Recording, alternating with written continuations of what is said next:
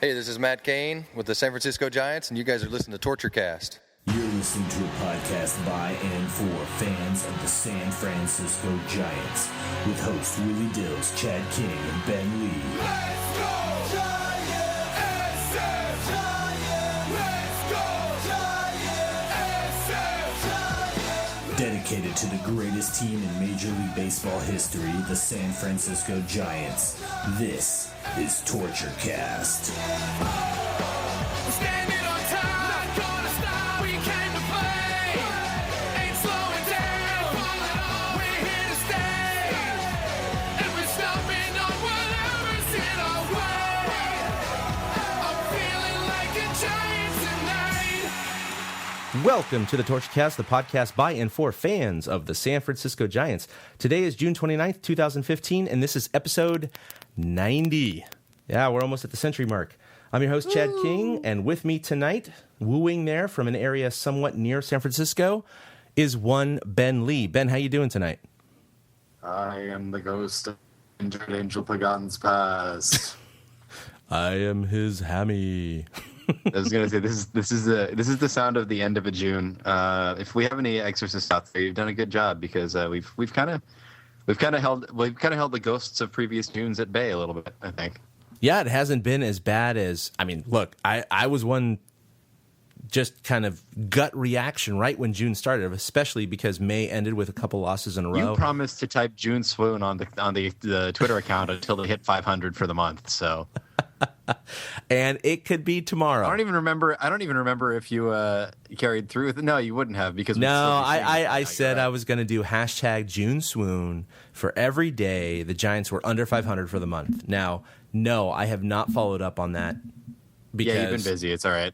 Well, yeah, that's part of it, but I've been able to tweet every day. It's more of the fact of the negative reactions I got from our listeners. I was like, well, I was willing to say it's because you're busy being a playoff coach yourself. Yes. So yes. And I told my girls, hey, this is June. Don't effing swoon, okay? I'm just saying. I hope you didn't say exactly that, or no, a lot of parents. No, I said don't play poorly, or I'll bench you. That's pretty much. No, I'm just kidding. I didn't say that. That's a standard coach threat, right? Totally standard. I'm sure Bochy says that on the regular basis with more swearing. Body language. So, I mean, what? Well, I can't believe you didn't slide at home, and what are you doing? I'm gonna need you to show a little bit more hustle out there. Or, You're 9 years old. You should know how to play this game right now. You just start walking around just making Bochy noises. Like half the girls no idea what how you're doing big my except for hat her is. Yeah, I could fit you in my whole hat. That's not wrong with some of them, I'm sure. No. Especially So my you own could daughter basically and a couple other girls. They're pretty small. Yeah, you can pretty much fit me inside of Bochy's hat. So, bunch of 9-year-olds. It's all right. So But yeah, they're 12 and 13 in June, which is, hey, look, they started the month with like 3 or 4 losses. Everybody was claiming June swoon, and I was doing it kind of. I wouldn't say sarcastically, just kind of like, oh, it's June swoon. Tweet and cheat, if you will. Yeah, I look back and I even tweeted out that if you look at the last 5 seasons, there really is no June swoon. There's been a 1 or 2 years where we've actually been at 500 or above, and the June swoons, quote unquote, were only a few games under 500. They weren't that bad. Don't take away my catchy catchphrase. I know. I think that's what everybody loves. They just love the catchy phrase, right? So I just want to catchy catchphrase things. It is true. I can't just yell the word yes over and over until Hunter Pence comes back, or Daniel Bryan, who's also out injured. That is true. I like to imagine the two of them are off trying to like play Injustice together or something, because that'd be awesome. But I doubt it. Yeah, I've been playing a lot of Justice with my kids. Actually, they do like that game. Nice. So, that being said, the Giants, as our last podcast a week ago, were not doing so well at home, and we noted that they were going into a 6-game homestand against the Rockies and the Padres. And as it turns out. Actually, yeah, ends up that they went 4-2 after losing the first game of both series. So I think that's a resounding success. I don't know how you interpret it any differently, except that they probably should have won that first game against the Padres and swept. But yeah, but the Padres have sunk enough money into that team that I don't go into. It's like with the Dodgers, I don't go into any series expecting to sweep them, even though with the Dodgers case they keep proving me wrong. with the Pods, there's enough talent on that team. I go into any given series expecting to lose one. Yeah. Hoping to lose one sometimes, depending on how the team is playing. Currently, they're actually playing well enough. I leave it at expecting to lose one. Mm-hmm. But it's against the Rockies, though. I would have liked to take all three, but the Rockies did Rocky things and suddenly blew up with a bazillion pieces of offense in one game. Yeah, but I mean that's who the Rockies have always kind of been. It's just at the unexpected, explosive, offensive explosions that are offensive. Yeah, have been when happening Nelson a lot less Arenado, often the last couple of years. Oh yeah, Nolan Arenado is ridiculous. But Nelson. I said Nelson. You did. It's okay. There Not it that is. Nelson. Nolan. That wasn't a soundbite. And not folks. Owen Chad Nolan. did that with his Nolan face. Arenado. Yeah. Nolan Arenado is a beast. He is an extremely talented third baseman, and he is the guy that in my dreams I wish that Matt Duffy was that, and then wake up and go, I'm still pretty happy with Matt Duffy, so it's fine. Pretty happy. Happy. Oh yeah, but with that said, this isn't like the early Todd Helton years when they would just suddenly go off at the end of the season and just fire on all rockets and take go from 10 games back to 3 games up at the end of the year. Yeah. This is a team that you should go into it expecting them to Coors Field you at home once in a while, but for the most part, I was hoping that we were going to take all 3, and even though that didn't happen. Honestly, I mean, with how we were playing at home for a while, just raging period of doldrums, it was really nice 10 this out of weekend 11 to see us. losses. Yeah. Shh. Go to sleep. Go to sleep. Don't remind me. Don't Go to wake sleep, losing the baby. streak. Go to sleep, losing streak.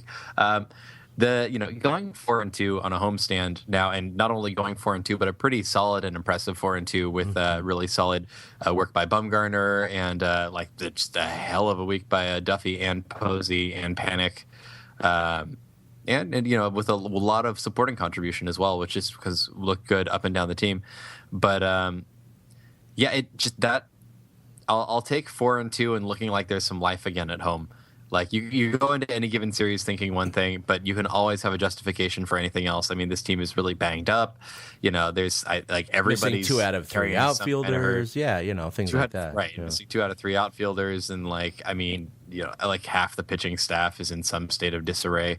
Some freshly disarrayed, and some about to come back from disarray. So, I mean, we're a team that's we're limping a little bit, and even limping along a little bit. We went 4-2 against division opponents.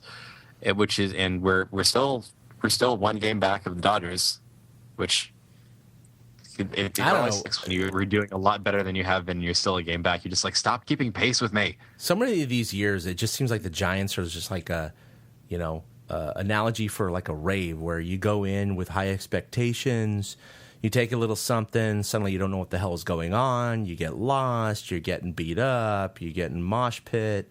And then suddenly you get out the other side. You don't know how to get home, but you get home somehow. And you're like, it was the perseverance I strangely of had this fun team. most of this time, and I'm not sure how. You and my friends may be going to slightly different raves, sir, but I get where your analogy is going with this. It's it should not have worked out. We should not have gotten home safely, but it worked out. And that's, I don't know why, but the Giants, most of these years seem to just fight through these, periods of adversity, especially with the injuries and the pitching rotation and everything else.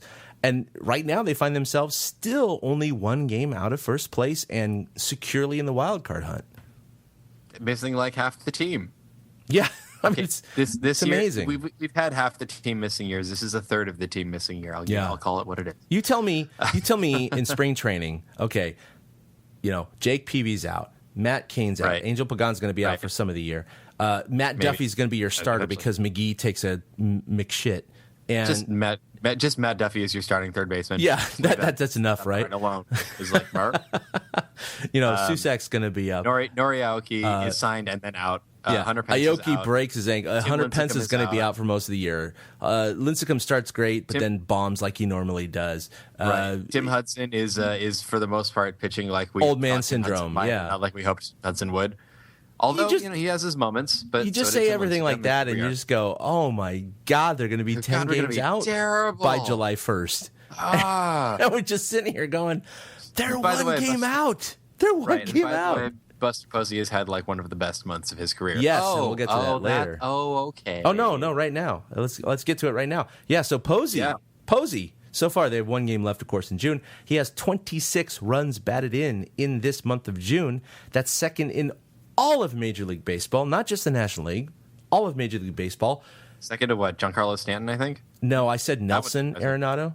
Oh, Nolan Arenado, right. So Nelson Arenado, good job. Nelson Arenado. Nolan Arenado, you're okay. Yeah, of course, he was Anybody didn't know about, like, secret, I don't know who, secret, like, Nationals prospects, Nelson Arenado. I should point out that Nolan Arenado's younger brother is also somewhere in a system somewhere, and I no longer remember what his name is or where. So we'll continue on while I look that up. But what's been incredible about him is that you look at the stats and you go, whatever, Colorado inflated stats. We all know what it is. He's in our system, batting average. And then you're like, oh, you look at his splits. He's hit more home runs on the road than at home. And, of course, that was proven this weekend. He hit four against the Giants in a 3-game series. And he was, of course, NL Player of the Week with 7 bombs in 6 games. Holy crap. Yeah. Dude is on fire. So he's got what, 24? Dude is 25? hot fire. What I mentioned about his brother, yeah. like an idiot, Jonah Arenado is in the Giants developmental system. Good job, us. So when you can't draft Nolan, you do the next best thing, and you just draft Jonah and see what happens. The clone, the weaker clone. We'll just see what happens. Good on them. Hey, they're converting him to they were supposedly at one point, like last year, they were thinking about converting him to a corner infielder. So we'll see what happens with that. Third base. He's like 6'4". Oh, 6'4" third baseman. I'm not sure about that. Seems a little. I don't know. Depends if he's athletic enough to get low, then go for it. That's a big thing. Otherwise, tall guys getting low. If you're athletic enough to get low, then you've got the range. Get low. Get low. So yeah, Posey with 26 RBIs in June. Who thought that it would be Chad that goes ahead and quotes Flowrider? Sorry, I couldn't help it. That one, I don't even know if that one. What really helped his 26 ribbies this month, of course, is he had 2 grand slams in a span of 5 days. So that's 8 of his 26 RBIs on 2 Third swings. And 4th of his regular season career, I believe. Yeah, pretty amazing. And now that propels him to 6th in the National League in RBI now, which is pretty incredible. And I still see Twitter chat boards and other things that call out that, oh, he's your number 4 hitter. He only has 11 home runs. Giancarlo's 27 and Arenado's 24. Sure, and all you want out of a Todd Frazier is 24. And it's like, right, if Posey played in those parks, I'm sure he would have at least 20. I mean, we've seen, certainly over 50.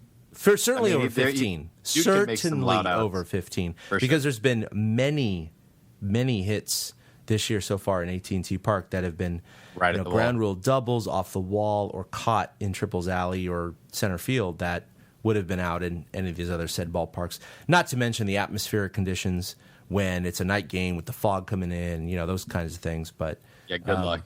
It doesn't affect his batting average. That's why it's good that Posey's a catcher. It makes him look really good on the other side. Well, yeah, and it's really interesting to look at his splits when he's, his first base sample size is actually pretty large now for the last, several years, and it's significantly higher than when he's at catcher. And I know I don't want to revisit this necessarily, but at the same time, you want to talk about this later with Susac, but he has really, it just seems when his knees are rested, there really is a positive result in terms of his production. And that's to be expected. Who's going to say, no, I think if you squat all day and your knees hurt, you're going to hit better? Of course not. Well, let's go ahead and mention that now because that's the thing that's happening. We're about to see the era of starting catcher Andrew Susac, which I think is interesting. Susac's had a couple of big hits for the team, even though he doesn't get into that many games since, we weren't a team previously that would go to its backup catcher that often. And instead, you're going to see, at least for a little while, until one of our outfielders heals up. So probably, very possibly, depending on how Aoki's leg does, possibly through the All-Star break, you're going to be seeing starting catcher Andrew Susac, starting first baseman Buster Posey, and starting left fielder Brandon Belt. The return of the awkward baby giraffe. Yep. I couldn't be more excited. Belt actually, Belt, he's athletic enough and he's smart enough that he can make it work out there. And he'll only look, it's a little bit like watching Travis Ishikawa out there. He's probably only going to look like a first baseman like every so often. Yeah, as opposed to just looking like a first baseman fly ball. It's not a whole game. It's maybe one fly ball every few games. It's not It's not that often, and I don't think it's not a massive defensive downgrade. No, it's not massive. I mean, Shifting from shifting from Aoki to Belt, yeah, that's kind of significant. Like Blanco to Belt, that would be pretty damn significant. But Blanco is basically a center fielder that goes anywhere. Yes, so I agree. I mean, he's going to catch 98% of what any normal left fielder would catch. It's really it comes down to not the routine or even the moderately hard fly balls. It really comes down to the spectacular catches that might save a run or two a game. That's what they cannot get, and it doesn't happen that often. So it's a concession that Bochy and the Giants are willing to make, and I'm totally fine with it. Especially since it's still better than a bat like Belt can make up for someone else in left field. So right. Yeah, and I mean, other than Aoki, who had, was just on a ridiculous tear before he got hurt, Belt, honestly, as a bat, is better there than almost any of the other options we have right now. Because, right now, what you're looking at, the other thing that this does, obviously, deciding to move Belt on a, semi-permanent basis to left field for now means that you've got Belt in left. And then that actually gives you the opportunity to be able to rest Pagan on occasion. Because otherwise, you were looking at an outfield of Angel Pagan, Gregor Blanco, Justin Maxwell, the end. Yeah. And so you had, almost zero room except for like break glass in case of left-handed first baseman. So deciding to give Belt the time to consistently work out there and pushing him into that starting role also means that now Justin Maxwell goes back to being your fourth outfielder. And if you've looked at his batting lines lately, that's not a bad thing, even though he can come through every so often. Right. No, So... yeah, it seems like a good move. You're taking a bat that's working right now. You're taking a bat that works well, and you're putting him in a position that he has played before, even if not much recently. Mm-hmm. So, I mean, the comfort level isn't the same as when he's at first, but he's not completely lost out there either. No, not at all. I mean, can you point to one single game this year where Brandon Belt or Ishikawa, well, he just came up anyway, so I guess that's a moot point, has cost us a game by playing left field? No, of course not. It hasn't happened yet. Yeah, but they've barely done it yet. Exactly. So, it's barely happened. So, out of the 4 games that he's played there, he's been fine. They're 3-1 and not his fault. Yeah, I know. Right. Yeah, no. It's right. I mean, you can't look at that and say, well, it's because of this one thing. I mean, Ishikawa had an error out there last year during the playoffs, and they so lost the World's. Wait, no. Oh, right. Funny. It's amazing how that happens. Crossed into a parallel dimension just for a second. They were back. Zip. Whoa! I know. I suddenly have Royals gear all up in my office. What's going on? Yeah, it was real weird. Up was down, and left was right, God. And it was a Hall of Famer Shea Hill and was waving, and it was weird. Speaking of the Royals, obviously this year has been very interesting in terms of the All-Star voting, and we're just prone to causing lots of laughing. It is. And this is what I want to talk about, because I think most people have a visceral reaction that is understandable, but when you really think about the forest for the trees, is it necessarily a bad thing if you look at the potential outcome 2, 3, 4 years from now? And what I'm referring to is the fact that the Royals fans, through normal means or legitimate means or nefarious means, we don't know, whatever. Through same system that everyone else is subject to when voting for the All-Star game. Exactly, and I'm not going to assume that they're, hacking into systems or whatever. I don't care. I don't care. It's not worth it. It's not worth it. They are, of course, 3 weeks ago, had 8 of the 9 starters in the All-Star game. And I say 9 because, of course... Good luck convincing anybody that Mike Trout didn't belong in the All-Star game. So he was the only one that was in there. He was the only one that kind of surfaced, right? And then last week, Miguel Cabrera, after they invalidated 60 million votes, surfaced as the first baseman. So they are down to 7. Now, this week, it was just released today... they are down to 5 All-Star starters. Now, I think they only have 2 weeks left, right? July 10th is, I think, when they stop. So my question is, so right now, 5 Royals out of the 10 are slated to start the All-Star game.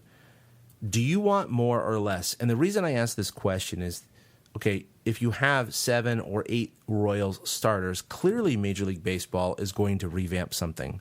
It's going to be embarrassment to the system if it's going to be the Royals versus the National League All-Stars.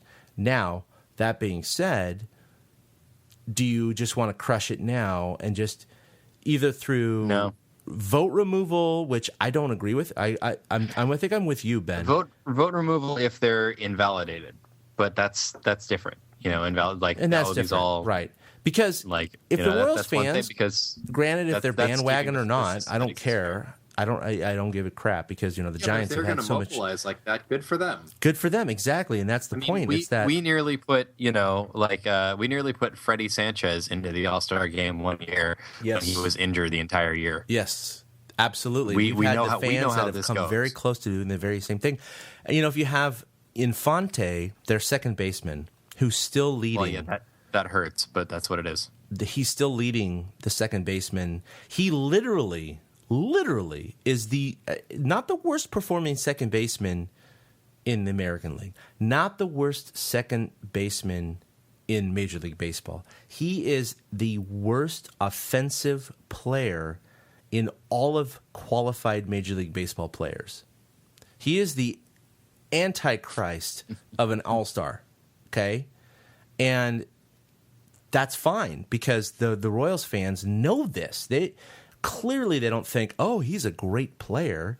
They're thinking, we're just going to make a mockery of this system. We're going to take advantage of this. And so if he actually ends up starting, I think Major League Baseball is going to step in at some point, either next year or the year after, and do some sort of they're not going to eliminate the fans. I don't think that would ever happen. But I do think that, because right now the players and coaches can vote for the reserves, right? And other positions.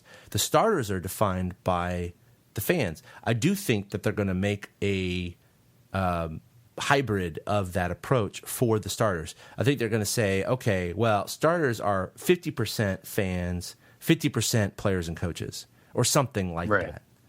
Maybe. Do you think something like that might happen if someone like Infante or if 7 Royals start? I mean, I don't know. I mean, it's hard to we've had some really weird all-star picks come up before in the first place, and it's hard to know what exactly anybody's going to do to try and you've had your Derek Jeters and others like that who always start, but they're like, okay, well, he's hitting 270. It's like.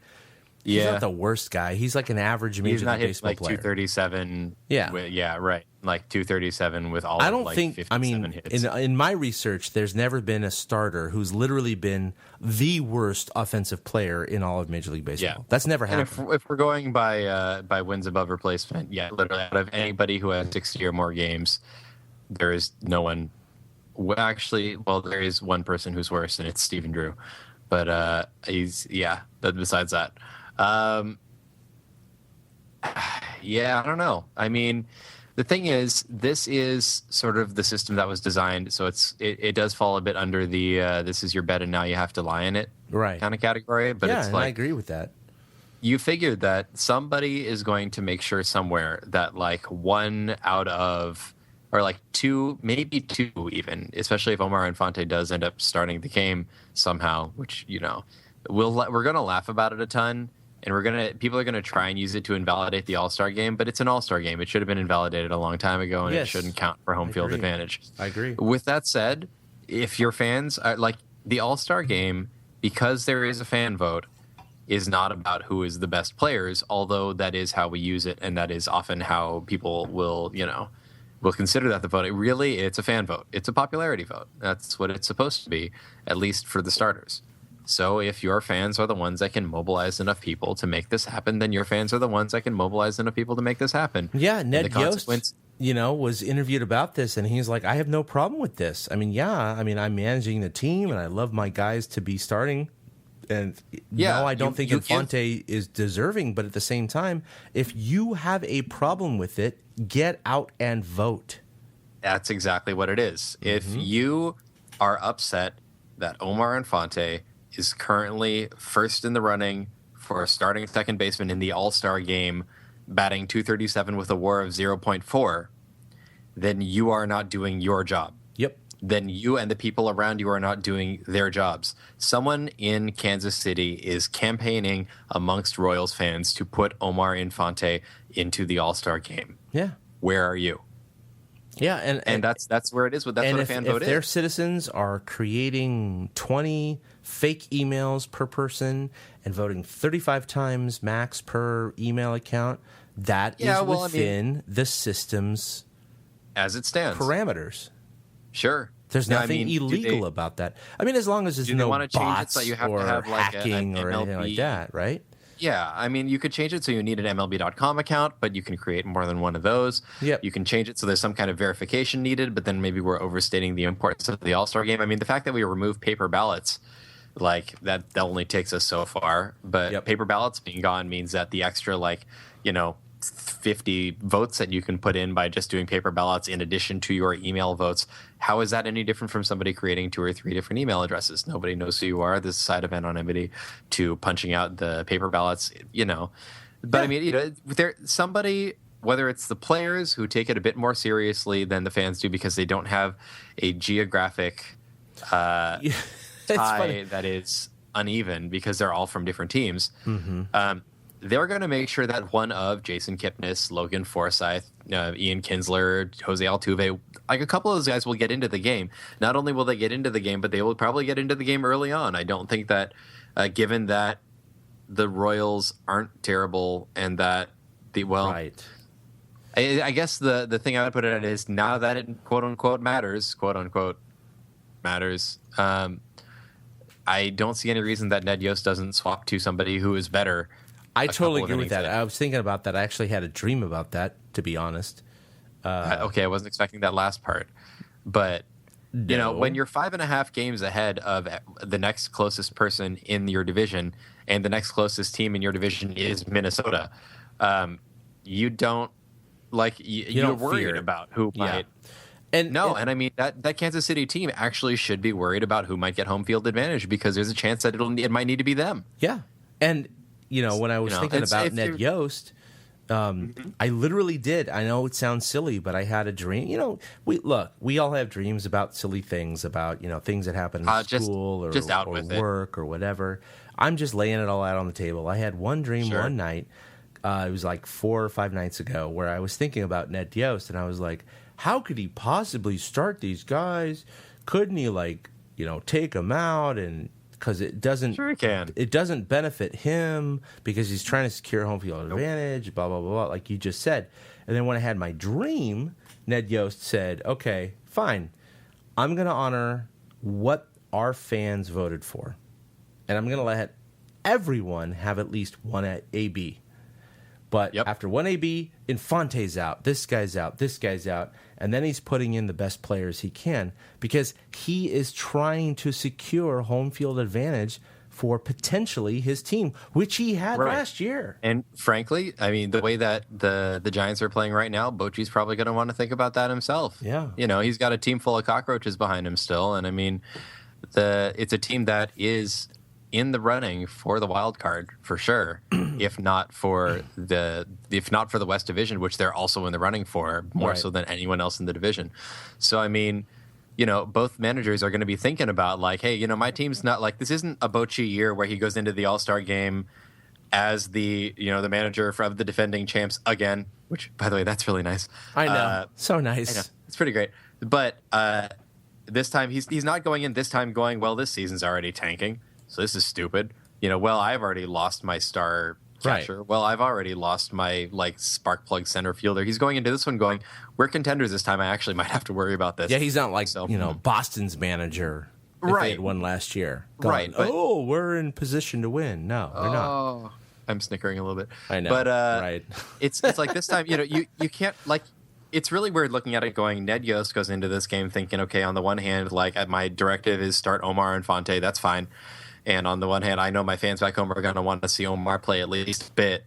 But at the same time, I have to imagine that they'll understand if after the third inning, assuming that we barely have any offense and after the third inning he gets his first at bat, okay, the hell with this, I'm going to Jason Kipnis. Who, by the way, the leading person in all of the AL in WAR through Baseball Reference is a second baseman. Yes. Jason Kipnis. No, he's been on fire. He is absolutely not Altuve. exactly. No, Kipnis. no. Although I mean, Altuve is good, and I would he's stick him great. over Infante in a heartbeat He's because great. he is fast and can steal bases. But Yeah. And he might make it in. But I mean, You might you know, not see him because he's so short. Kipnis or Kinsler or Logan Forsythe, they've got to get in there somehow. And it's almost like somebody's got to vote on Kipnis. He is so good right now. Yeah. He's got So- a higher WAR than Mike Trout. He's the only person with a higher WAR than Mike Trout.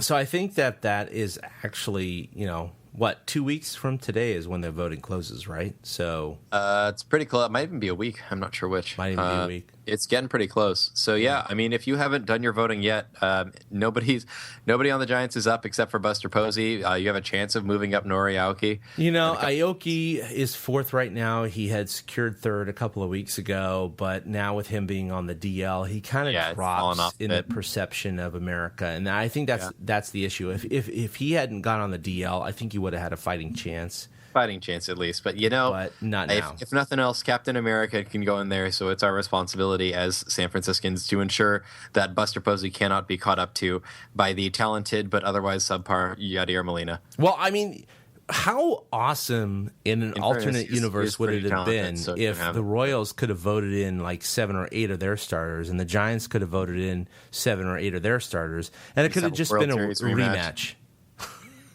Even Nori Aoki would have been there again. except Yeah, on- even Aoki would have been there again, playing for the other side.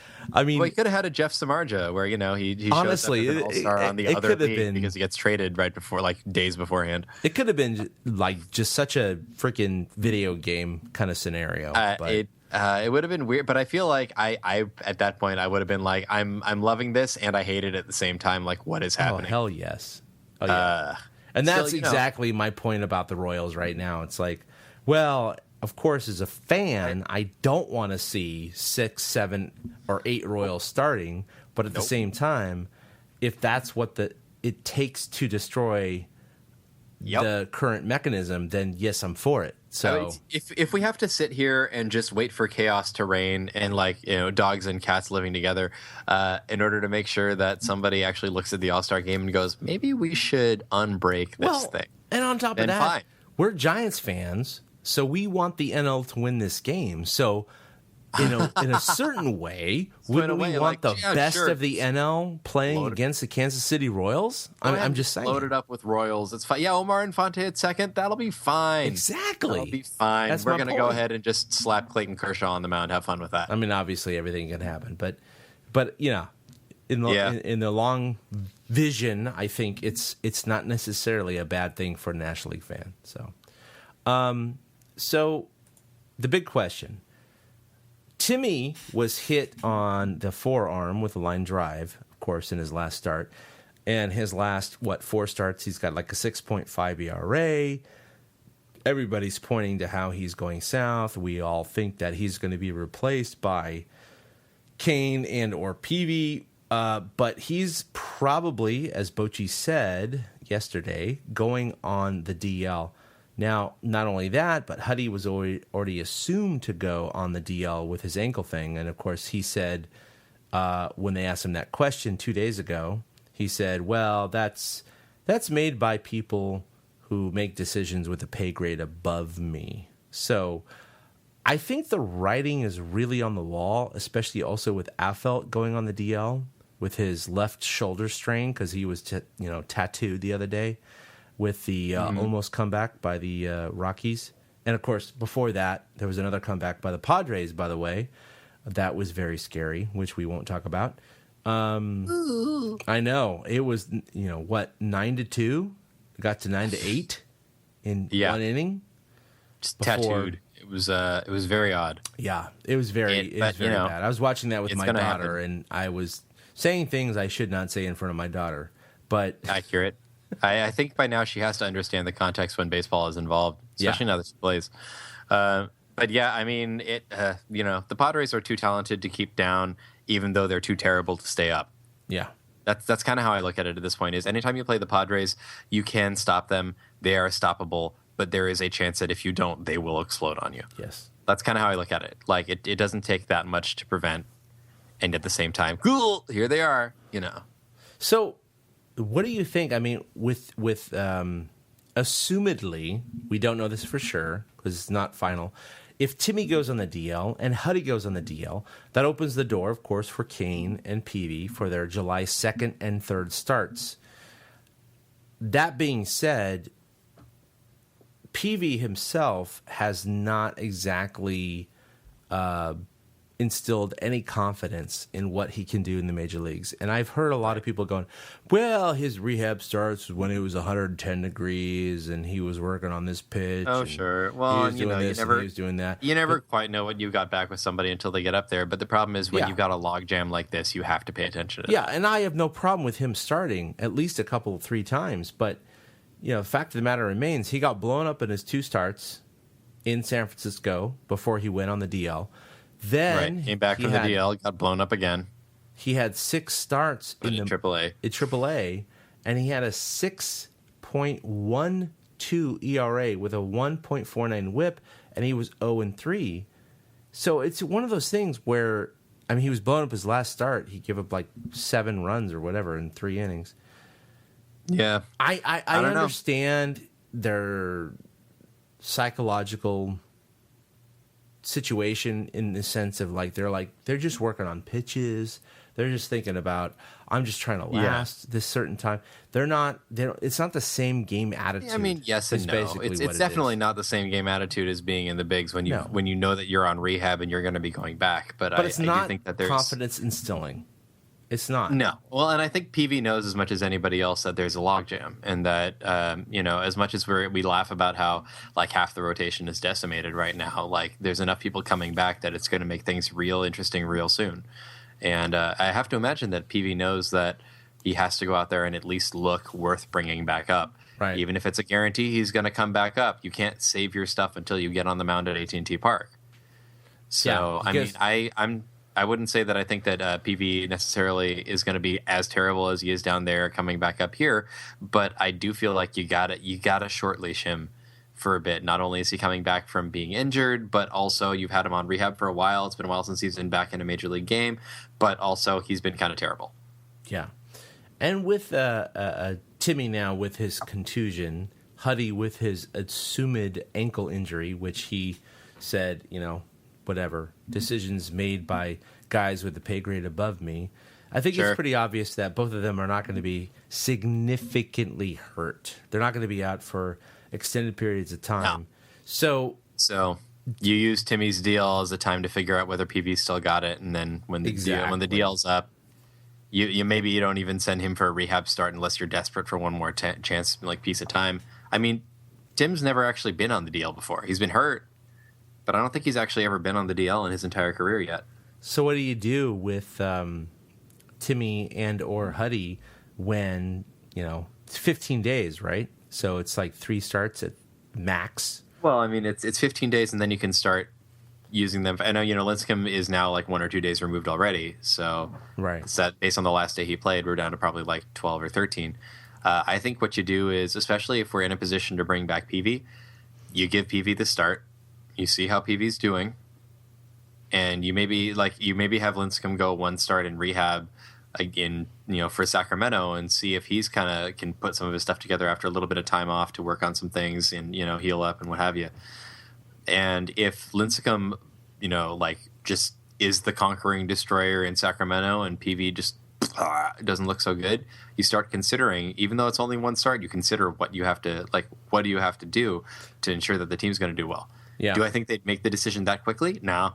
I think that knowing this team and the way that they've been doing things lately, you probably run out the wire with Lincecum, and you maybe try and hold on to PV through the All-Star break, let Lincecum do maybe 2 rehab starts with Sacramento, see how he's doing, and then kind of go, okay, well, clock's ticking. We have some time left. Do we lean one way or do we lean the other, even if we're not ready to make a decision yet? You have to take the first couple of starts PV makes back into account, because there are at least 2 to 3 guys underneath him that also can start at the major league level in the system right now. Yeah, I just wonder, because both of them are in their last year of their contracts, right? Correct me if I'm wrong.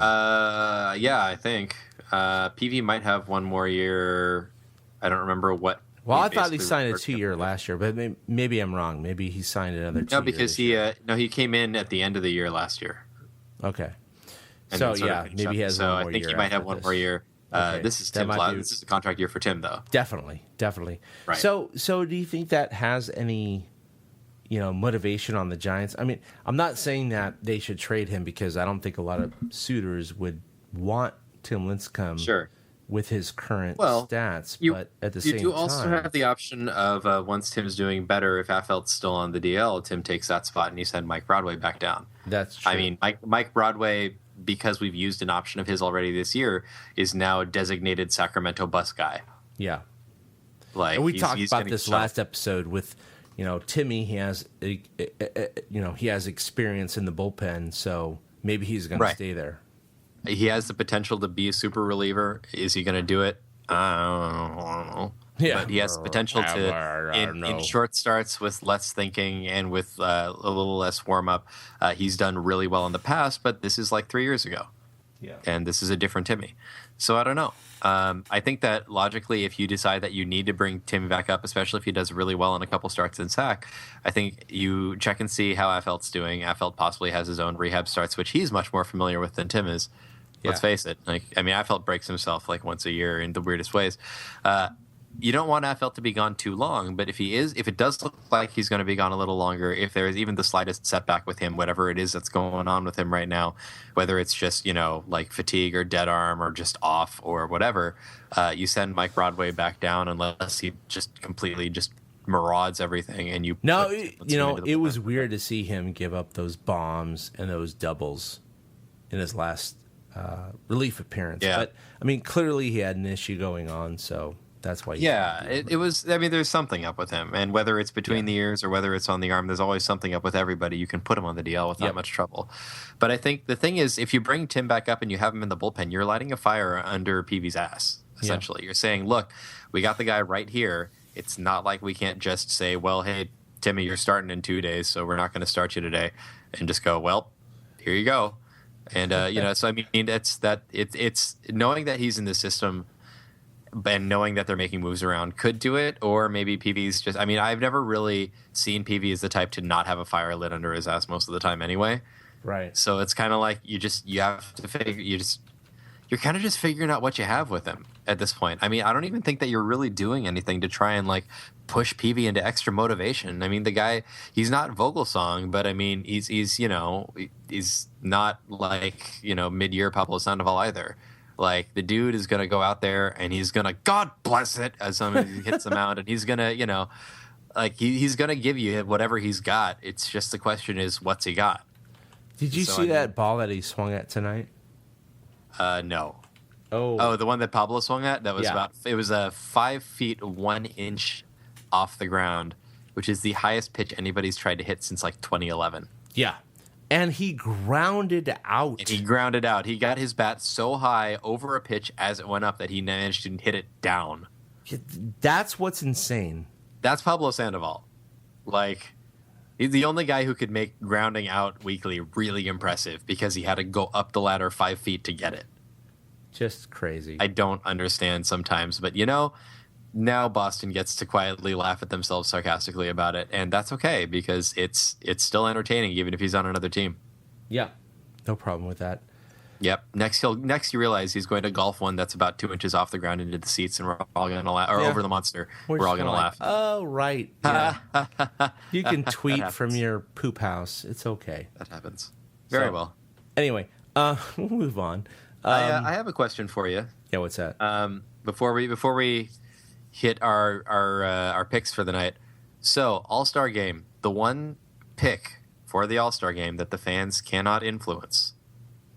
Starting pitcher. What do you think? I think personally, You got to go Scherzer. it's got to be Scherzer. Yeah, National League. Mm-hmm. Gosh, American League, I'm not so sure. I know. As much as I want it to be Sonny Gray, I don't think it's going to be Sonny Gray, Right. and I don't think that the wins are going to seal it for King Felix either, because he just hasn't been as good. He hasn't been up to his usual King Yeah. Felix for any other area. I agree. I want to lean Dallas Keuchel, but I'm actually going to lean Chris Archer. I think No, Archer's been fantastic. absolutely. And Keuchel. So is Keuchel. It's a tough one. I mean, it's one of those things where, like, every year there's there was always a mild controversy in terms of who starts. But I think, if I were Bochy, of course, he has to pick the starter. It's pretty obvious. Well, I don't know if he's picking that starter if the players vote on. I don't recall that one, but I think it's I thought the manager picks the starter. I could be wrong. The manager gets really limited number of picks towards the back end, I think. Right, but I thought he does have a pretty good influence on who starts, but I could be wrong about that. Well, and it's going to depend on who comes off of the start right before as well. So, I mean, if Scherzer pitches on Sunday, then he's probably not starting the All-Star game on Tuesday and so on. But yeah, the dude's almost pitched like 3 no-hitters in a row. I mean, right. I mean, like, in a vacuum, crazy. It's Max Scherzer. Yeah. Like Zach Greinke stands on the outside wistfully looking in and probably sits in the bullpen until it's his turn. And we were talking about Scherzer in the offseason, not realistically, of course, signing with the Giants. None of us thought it was serious, but looking at his stats now, we're like, oh, damn. And you would have been in a pitcher's park. Yeah, I mean, the dude's got 2 different colors for eyes and less than 2 earned run average. So, I mean, just carry on. You do you. Yeah, you do you. Scherzer's awesome, and it would have been nice to have him, but it is really nice to see him just go over and just crusade and destroy and giggle at his batting with the Nationals. Well, you knew that once he moved from the American League to the National League, his stats were going to drop. I mean, that's just expected if he, all things being equal. But, next year, Zach Greinke is a free agent. So what do you think about the Giants pursuing that? No matter what happens in the offseason. I mean, my gut hates it, which means it's probably a good idea. Because Zach Greinke, Greinke paces Bumgarner in almost any given. Oh, hell yeah! And again, he's outdone Kershaw this year by a ton. Oh yeah, Kershaw has had. But an I mean, off that year. also means he's had a good year. It's a good year, sure, but a good year for it's an Kershaw. off year. Yeah, yeah. So, I mean, a great year for anybody else is like a lackluster year for Clayton Kershaw. Exactly. But, Zach Greinke he's very good. And he's going to command, he is probably, I would assume that he's going to be the guy that commands the most money on the market. And the Giants have a history of not going for those guys. No, it's true. Of making them offers, but of shying away and going like, look, we can find somebody else. I don't think that we sign Greinke, but it's a nice pipe dream. I think it's a pipe dream, but I also think about the even year, odd year thing, and the fact that Kane is coming back. I think that if he could come back strong, and then you got Bum, and then if they could sign someone like Greinke, consider like how much of an upgrade and like Kane being off and getting older and having work done on his arm and everything, like an off year for Kane is still an upgrade over the way that Hudson and Lincecum are pitching right now. Absolutely. I mean, Kane's going to be a shot in the arm almost any way, as long as knock on handy wood that he stays intact. Which hopefully it seems like he's making a lot of progress in that area. That's huge. Yeah. No, I totally agree.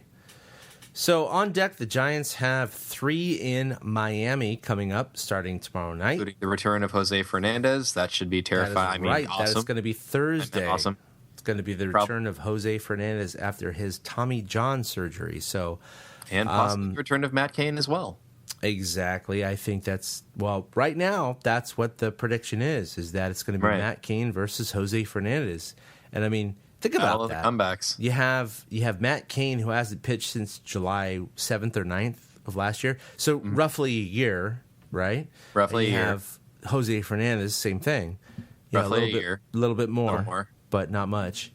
And that's pretty cool. I mean, I think I totally dig forward that. To that game for sure. Totally I mean, and what better place to have Cain come back than in one of the only pitchers' parks in the NL East? Yeah. Like, I really wouldn't want Cain's first start to be in like Citibank or Citizens Bank Park or Great American. Like his first start coming back is going to be at Marlins Park, and Like, Hopefully hopefully we don't have a lot of activate that reasons to set off the Dinger's monstrosity in machine. center field. Yeah, I like yeah. that both of us immediately went, we hope they don't need to use the Dinger's machine. Yeah.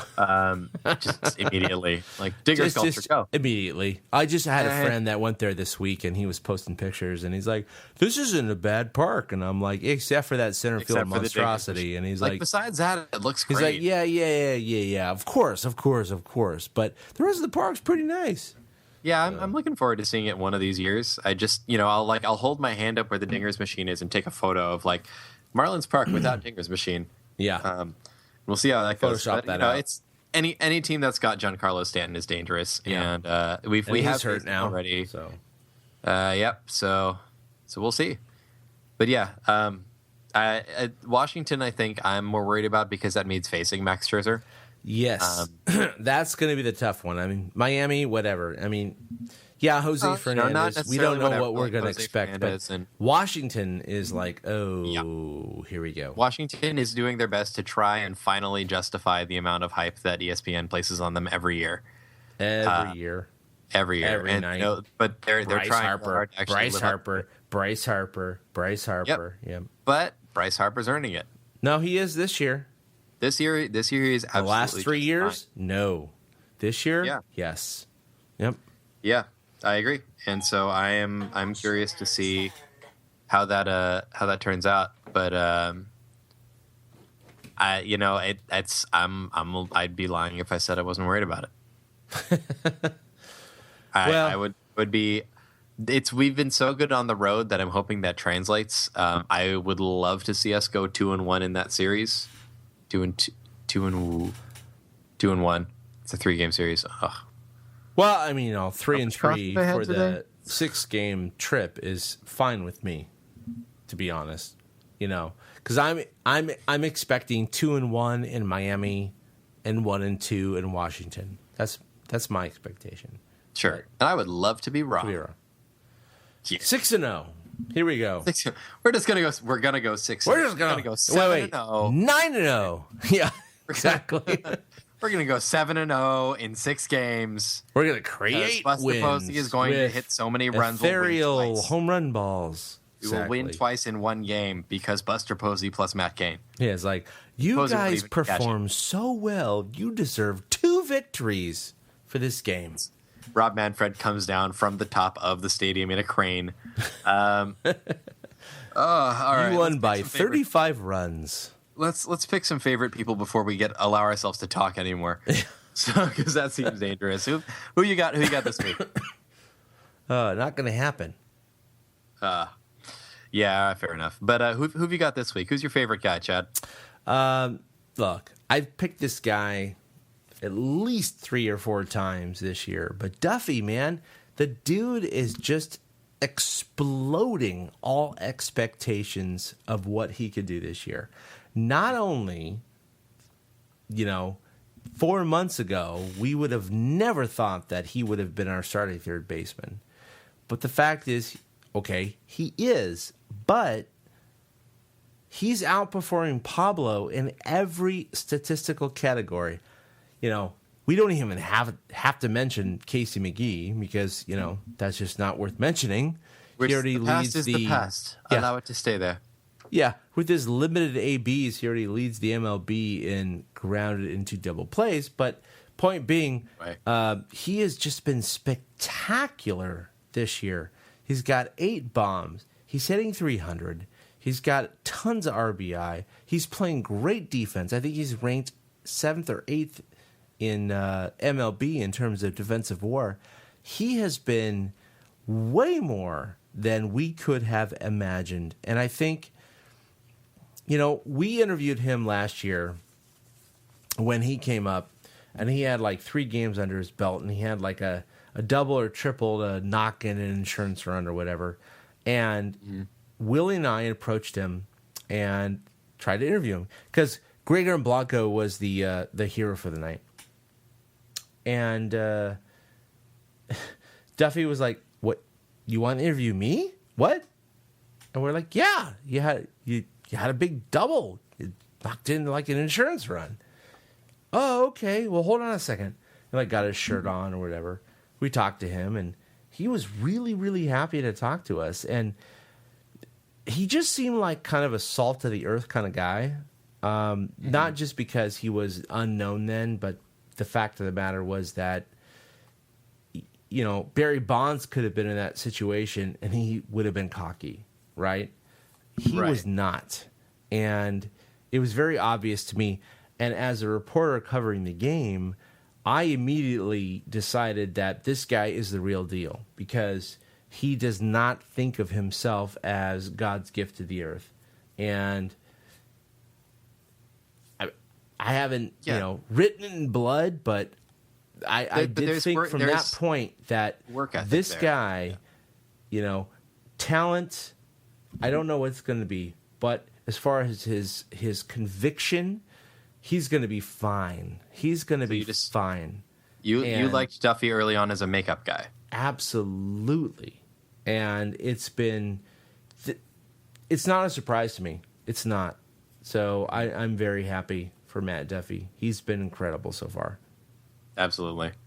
I'm going to go with an old standby for favorite guy, but that's because he's really done a ton to put himself really back in the spotlight this month, and that is Buster Posey. I mean, you know, Buster Posey right now is tied for 5th in the league with Todd Frazier for RBI. He's, you know, in WAR right now. I think he's actually 10th in the NL. So I mean, like as far as the NL goes, like Posey really is pacing everybody because this month he has blown up, and he's been doing that while being explosions.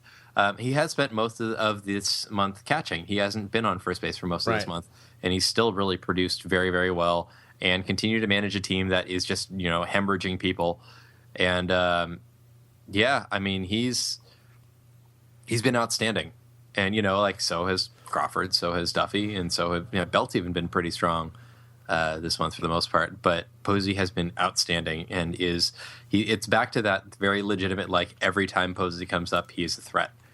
And it's anytime that you get on that kind of cylinder, like feeling that, it's a good sign. So I'm going to go with Posey. Although I'm actually going to make our honorable mention for the week, his backup, Andrew Susak. Susak he's about to be a starting catcher for a defending, you know, National League or defending a World Series champ team, and he's already starting to carry himself pretty well. I mean, Susak is another guy that seems like a decent makeup guy from what little I know about him, which is mostly secondhand, but he's already starting to find his bat again. He's been through a slump, come out on the other side. He's starting to hit again, and that, you know, I'm not complaining. I feel like putting Susak in as a starting catcher for a little bit is actually a great opportunity for us to get to see what he's made of, and it's something that we thought might happen permanently in the future. So why not see how it goes for now?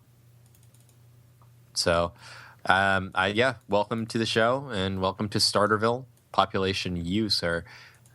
I'm happy to see what Susak's got in the tank. And if it's anything along the lines of 288, 367, 463 like he's hitting right now, cool. Yep, carry on with that. Well, I was in the backyard, you know, pulling weeds when he was out with the bases loaded the other day.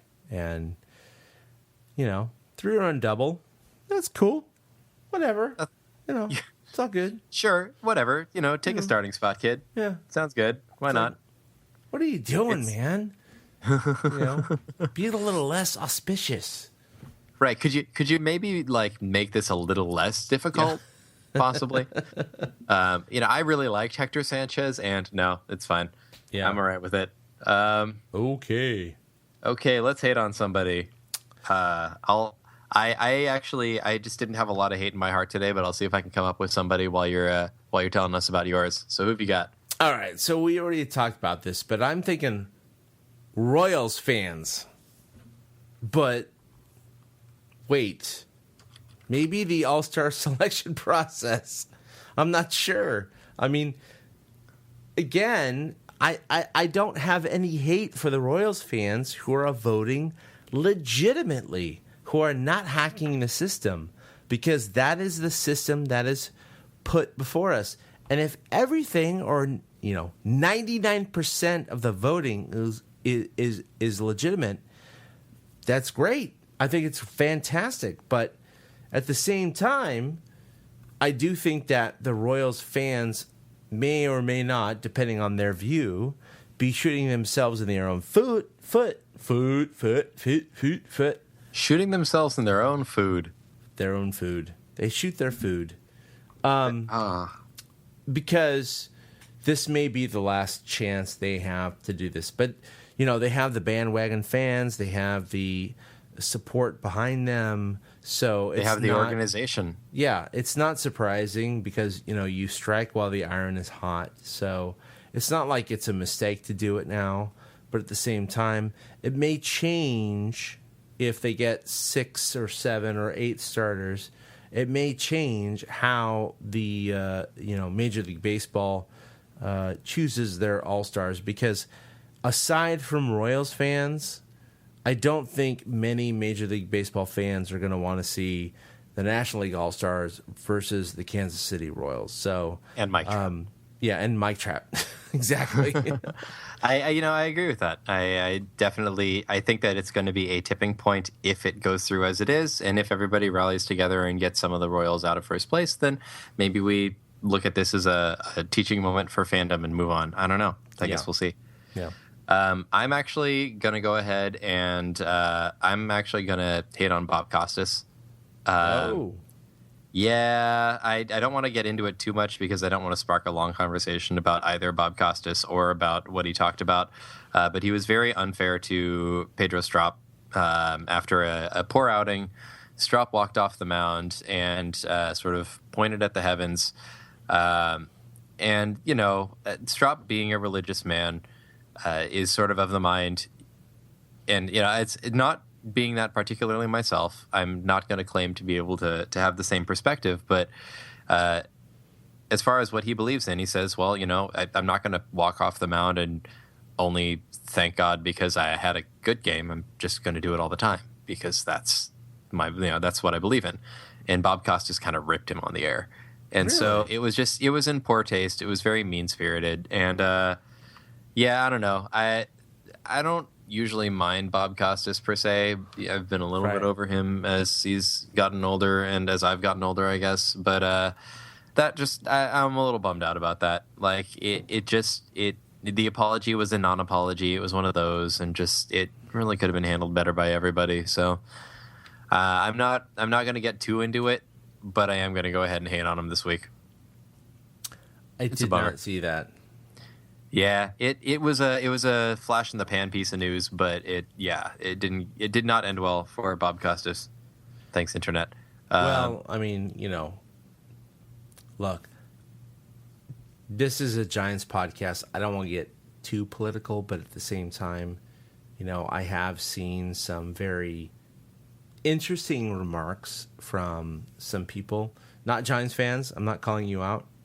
They're my fans, you know, and friends and other people that have been stating that, you know, the whole, you know, marriage decision that was made by the Supreme Court was controversial.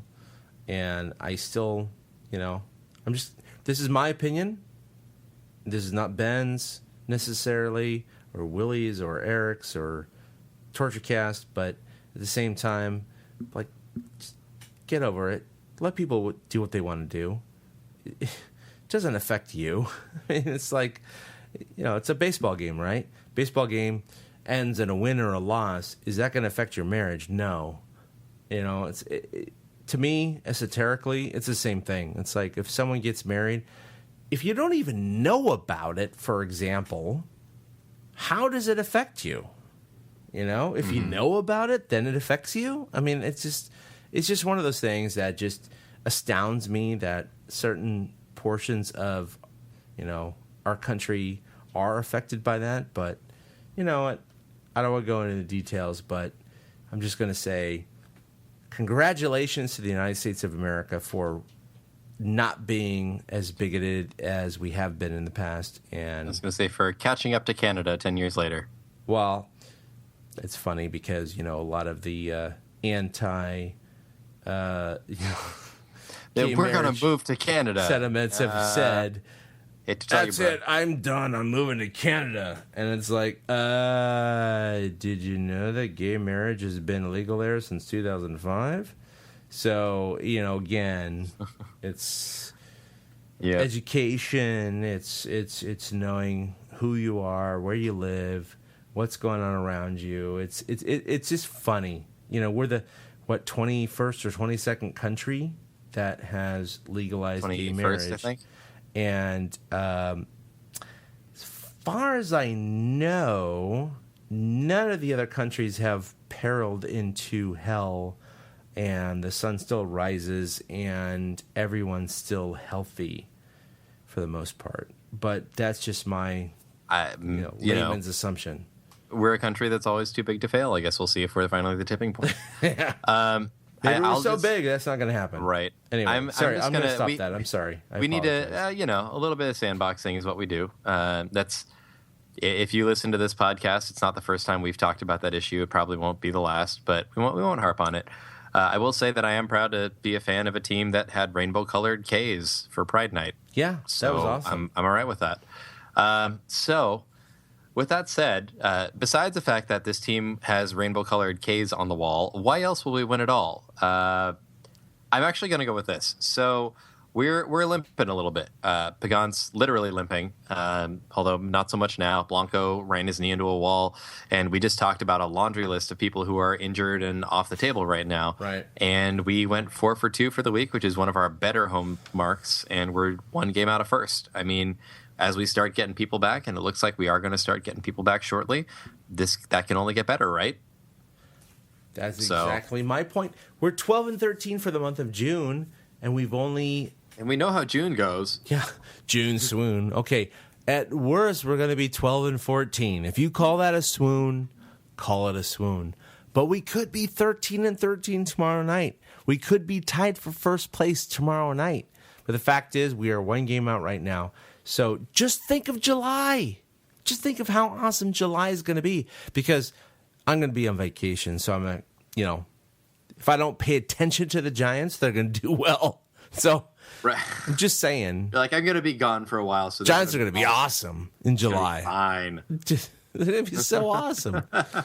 July explosions. Yeah. July explosion. Wait, isn't that? No, there's a holiday about that. Doesn't rhyme. I know. Okay. Fair enough.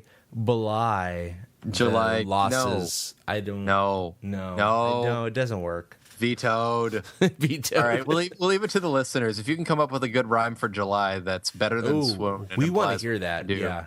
What Yeah, throw rhymes it at with us. July in a at positive us. manner? We Yeah. haven't got to do a good tweet at me, bruh, in a while. Give us a good tweet to run with. Let's do it. That'd be great. Before we're out of here, because we'll be out of here in a minute. Chad, you wanted to mention something that you're going to be doing upcoming this week? Yeah, so our rival, quote unquote, podcast, which is called Giants Pod, it still astounds me that, besides us and Giants Pod, there's no other semi-regular. We've got Giants there are more now podcast. than there used to be. There are more now than there used to be, and I'll grant him that. So I think we just haven't run across them the same way for the same reason that Giants podcasts tend to be kind of a niche thing. They're really specific. They are very So, specific. But yeah, keep your eye out. I think there are a couple more of them out there now. I am blind to them then. Someone retweet them at us. Yeah. Wait. Tweet us. If you're out there and you have them, Retweet them. we'd love to have you on our show. We'll be on your show. It's all good. We're not into we must one big- dominate. Yeah, Well, except with Danny and Thomas, because well, there are anti-heroes. No, speaking of them, actually, Thomas has, from Giants Pod, by the way, giantspod.net, he has his own radio show, believe it or not, in Santa Cruz, ksco.com. And it's every Wednesday night from 8 to 9 p.m., and it's called Coach's Corner. And they just started. They've got 3 episodes in the can. Not only does it broadcast live from ksco.com and their call sign, which I don't have the frequency for because I'm failing. Joaquin, his co-host, is going to actually be gone this week. So I'm going to fill in as Thomas's co-host on Wednesday. That's 2 nights from now. Hey. So look for me to talk about women's soccer, which I know nothing about. So it's going to be fun. That is KSCO 1080 if you are in Santa Cruz. Thank you so much, Ben. But So, yeah. it's going to be an interesting, Get the gang night. back together again. It's going to be the Chad and Thomas show, by which I mean really the Thomas show featuring Chad for about an hour. That's Wednesday, which is this coming Wednesday is I believe July 1st. Is that right? 1st. Yeah. July 1st from 8 to 9 p.m. We'll probably get a little tweet up before Chad goes on the air on that Wednesday. So, yeah, keep an eye out. It should be a good time. Thomas is always an interesting guy to chat with, and so I'm looking forward to checking it out. And he was on Jeopardy and won his first And night Thomas he was on Jeopardy. Well, hey, look, Andrew what you're saying Baggerly is like very proud of that, so I gotta put that out there. That's fair enough. Yeah. If it's good enough for Bags. I couldn't win. Are you kidding me? Thomas is very good at trivia, my random answer knowledge about is, things what that are not am useful I in doing human here? life, but can win you money on a game show. So, Right. yeah. That's right. The question is, what am I doing here? All right. So, we're going to go ahead and invite you to come and join Chad on KSCO this Wednesday 8 to 9. Or if you just want to keep up with the various things that we have to say about Giants baseball, you can always catch us at TortureCast Online.